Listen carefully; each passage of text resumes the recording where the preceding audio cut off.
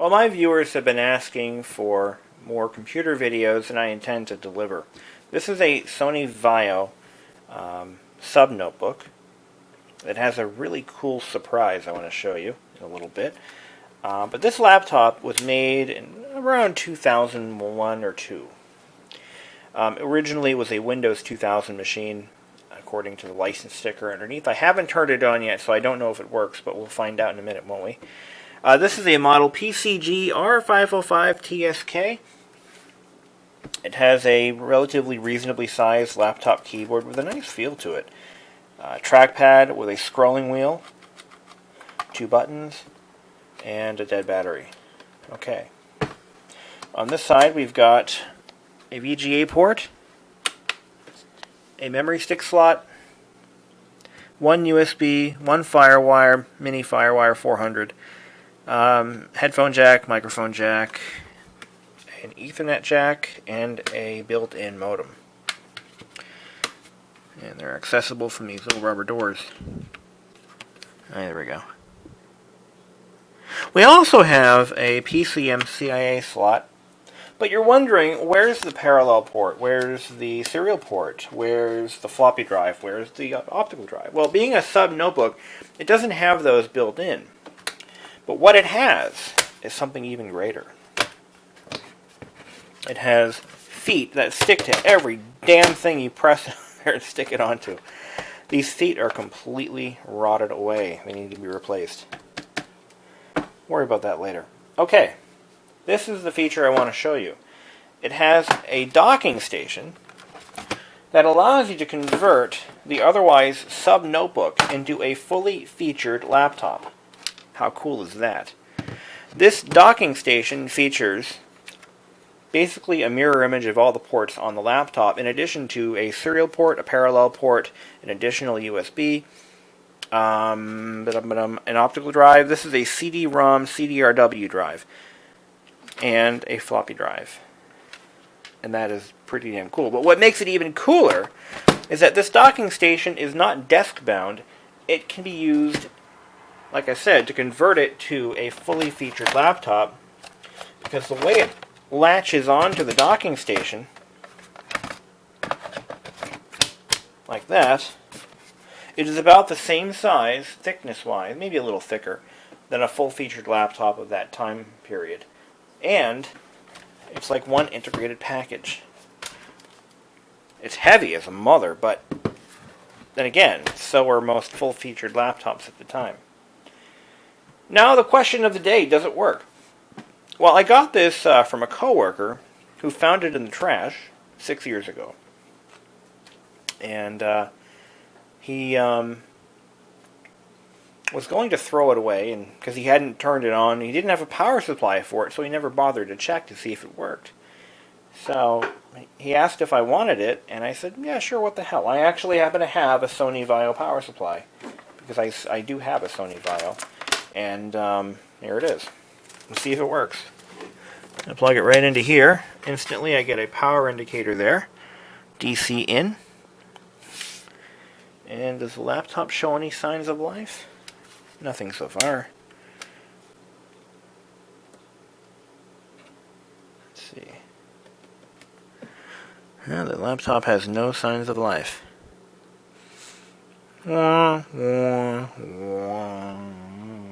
Okay, maybe there's something else wrong here.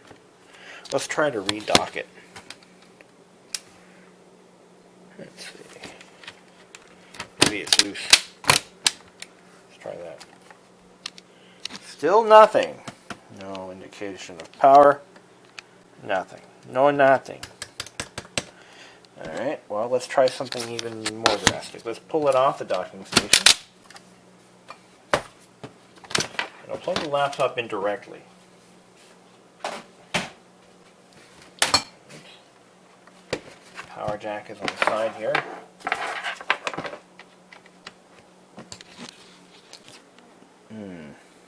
This isn't looking good. I'll try it anyway.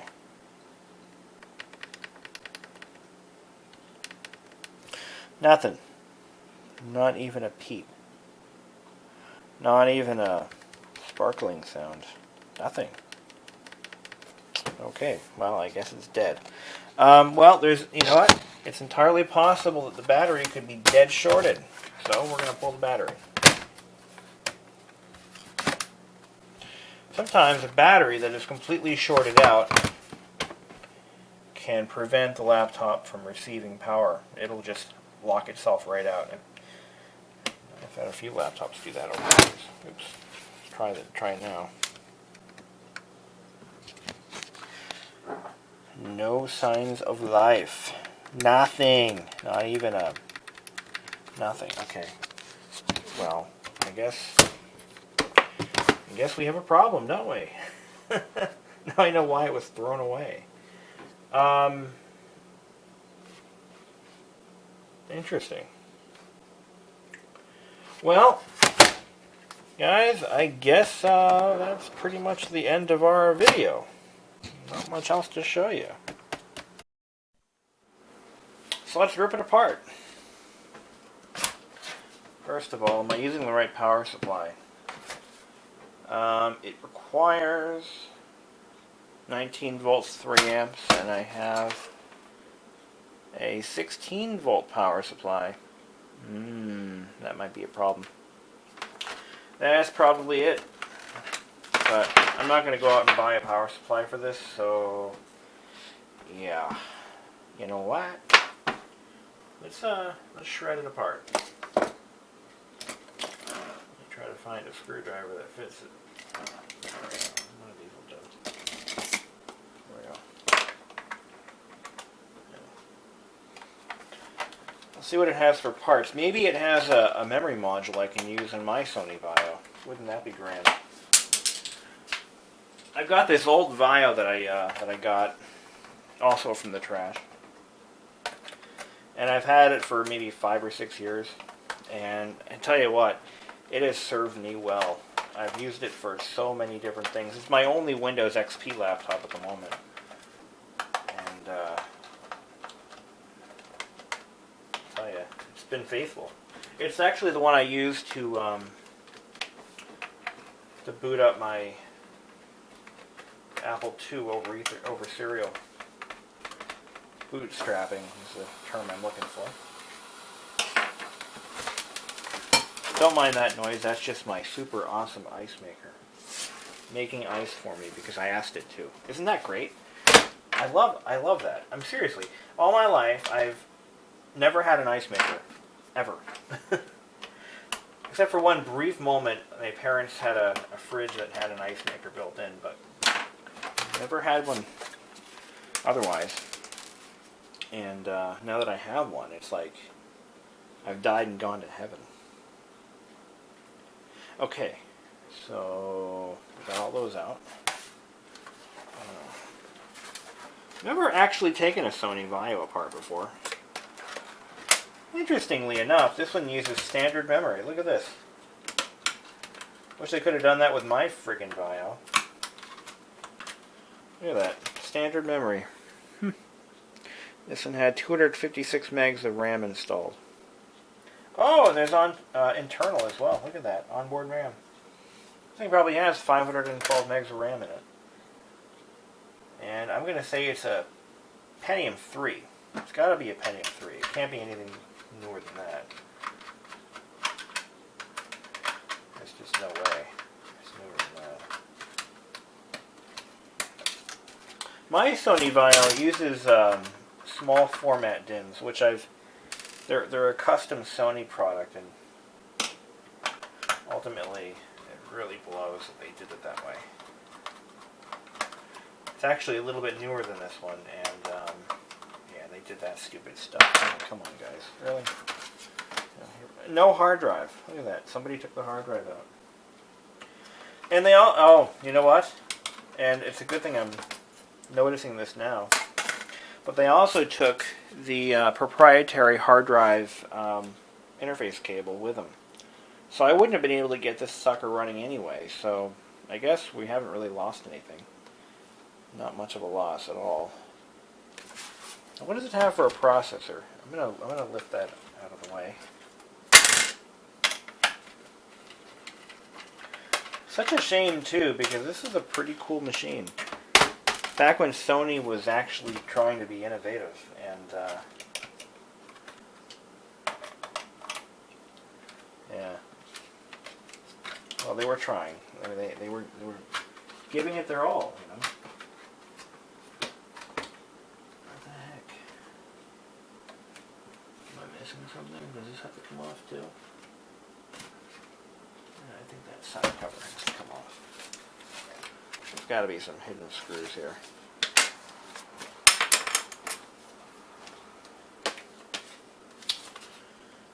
It looks like, yeah, these side covers have to be removed first. I'm not seeing any hidden screws. I guess that's why they're hidden. Okay. That's why they call them hidden screws.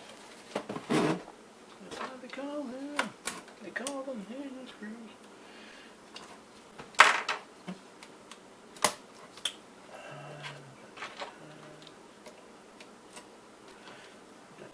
Gotta be something weird about this. Yeah, I'm pretty sure that those covers have to come off. Ah, got it. They're snapped on from the side.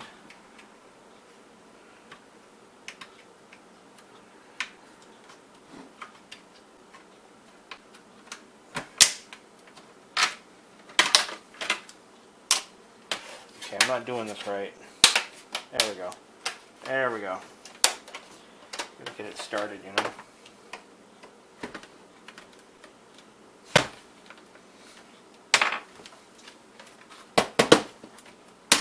There we go. And off it goes.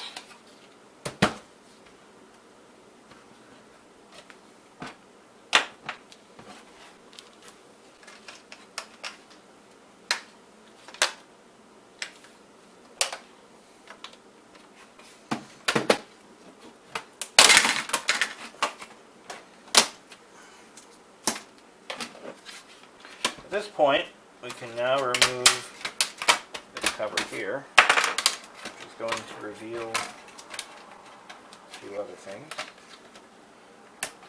Yeah, so we're short one power supply, one hard drive caddy, one hard drive mounting bracket setup. We don't know if it works at all, so putting any money into it is pretty much a waste of my money, and I'm not willing to shell out anything for something unknown like that, you know. Okay, so now we're down to the basic motherboard, and we've got the CPU fan here.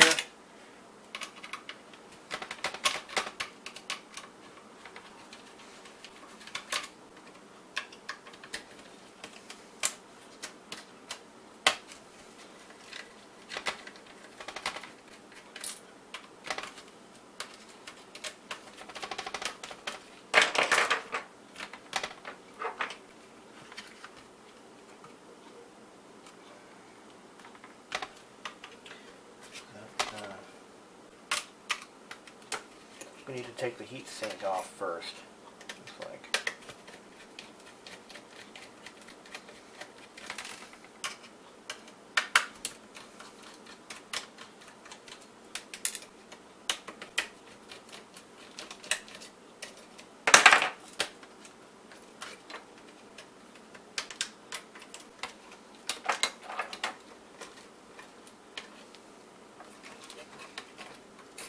Oh.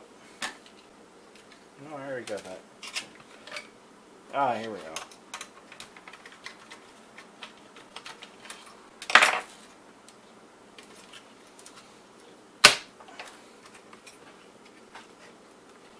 It's, there we go. It was like glued down. Cool. That is copyright 2000. Doesn't really tell me what the kind of processor is. Doesn't say Intel Pentium 4 or 3, but it looks like a Pentium 3 to me. Or some form of. I'm going to look up the specs on this and see what it was. Alright, it was a Pentium 3 850.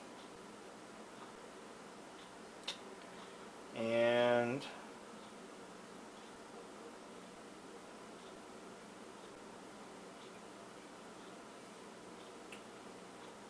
manuals, tutorials, news, and alerts. It was the Vaio Super Slim notebook computer. And yes, it did include Windows 2000 like I thought.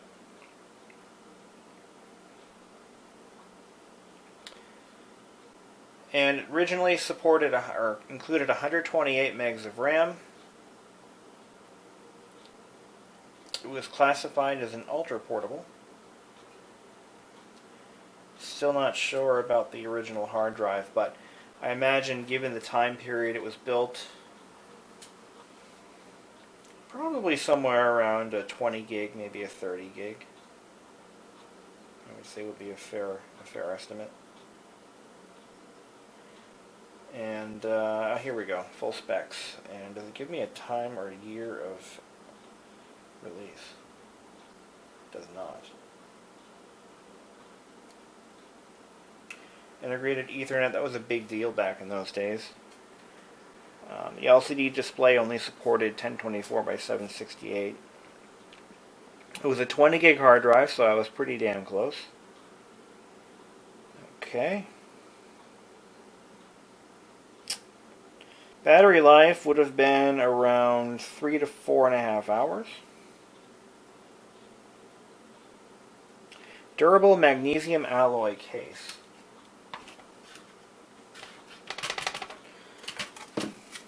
It's not magnesium alloy, but okay. That's pretty much ABS plastic right there. But if that's what they say. See, it even says ABS right there. ABS plastic. So, oh, I see what they're saying. This is magnesium alloy. This is the trackpad cover. And it is pretty damn durable. Really had to put some effort into that. Okay, and the bottom pan is made from the same material. So, yeah, anyway. Okay, cool. So it wasn't a bad machine when it was new, but given its current condition, being all broken and shit, probably not worth much. So, but this is plastic. This is the keyboard trim. It's not made of magnesium alloy. It's made of ABS plastic. But the rest of it, how about this? No, that's ABS as well. These are, those end covers are also ABS plastic. But it's a shame. You know, the Vaio line was pretty innovative, and they did make some pretty damn good machines in that series. But the problem is, they were so expensive. You know, they were released in a time when computer prices were coming down, not going up. And the Vaio line was pretty much marketed as a rich man's laptop, which that market segment was already dominated by IBM. So I don't know what they were thinking. And of course, this was before the MacBooks or iBooks at the time were really getting popular. This is, during Apple's Renaissance period, when Apple was beginning to become, one of the dominant players in the high-end laptop market. But let me show you the Vaio that I've got, I've had for years. This one, I used it on a flight to Ohio. I also used it in my hotel room. And other than being extremely slow, and it is very slow, because it lacks RAM, it only has half a gig of RAM in it. Runs Windows XP, and can't really be upgraded any further without those custom Sony DIMMs. But it has the extended run battery, which gives it a bit of a like a tilt typing angle. My plan is to get, or was originally, to get a standard run battery on this so that it sits flat. But it's a latchless design. This is a, what model is this one? A VGN S260. And I bet you Oh, the battery's dead on it now. I'm gonna charge it back up again. But this laptop has been with me for a while, and I've used it for a variety of small projects. It's been faithful. I've never really had a problem with it. It is very noisy, though. The CPU fan is... it just has like a horrifyingly bad sound to it. But there's no reasonable expectation of ever replacing it. So, I mean, it does work. But, yeah, this thing is just very slow because it just doesn't have the memory it needs to comfortably run Windows. I find that Windows XP is more comfortable on at least a gig of RAM. But it runs ADT Pro quite well. And let me look up the specs on this one. I don't even remember what it was. Yeah, you can hear that fan kick in. Okay. There's a Pentium M, which is the low-power Pentium processor, 1.7 gigahertz. Only half a gig of RAM. But I think it's got a 60 gig drive. I put a huge drive in this not too long ago. Yeah, it's got a 60 gig drive in it. And I put that in to replace the... I think it had like a 30 or a 40 originally. But it's in amazing condition. It represents what the Vaio line is all about. You know, fairly luxurious and fairly stylish case designs. I mean, you've got this nice control panel. It's not hidden somewhere away from you. It's right there in your face. Turn the wireless on or off right from there. For some reason, it's not on my wireless network. I aim to find out why. Let's see.